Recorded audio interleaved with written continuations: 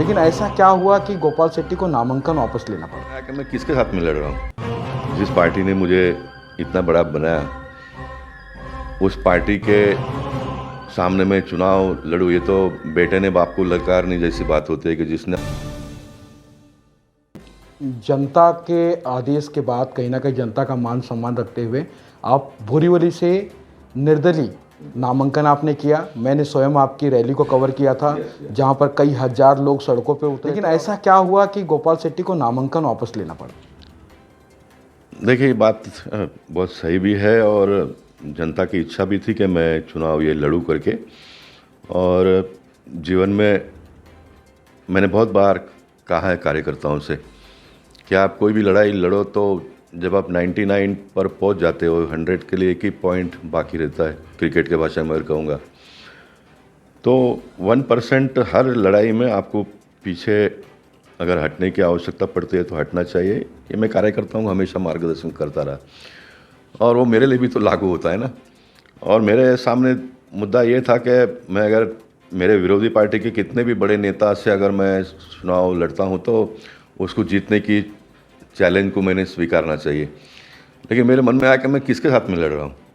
जिस पार्टी ने मुझे इतना बड़ा बनाया, उस पार्टी के सामने मैं चुनाव लड़ूँ, ये तो बेटे ने बाप को ललकारने जैसी बात होती है कि जिसने आपको जन्म देकर इस धरती पर इंसान बनाया, आप उनके साथ में ही लड़ते हो। मतभेद हो सकते हैं ना, डिस्कशन करिए, बातचीत करिए। और मैंने सोचा कि मैंने नहीं लड़ना चाहिए। और महाराष्ट्र में जैसे मैंने देवेंद्र जी के बारे में कहा कि आज लीडर्स की वैक्यूम होते जा रही है और ऐसे समय पर एक नेता है और उनका भी मैं नहीं सुनूंगा तो ये मेरे लिए तो जो भी होना होगा, लेकिन महाराष्ट्र के भविष्य के लिए भारतीय जनता पार्टी के लिए एक बहुत बड़ा प्रश्न चिन्ह खड़ा हो जाता था।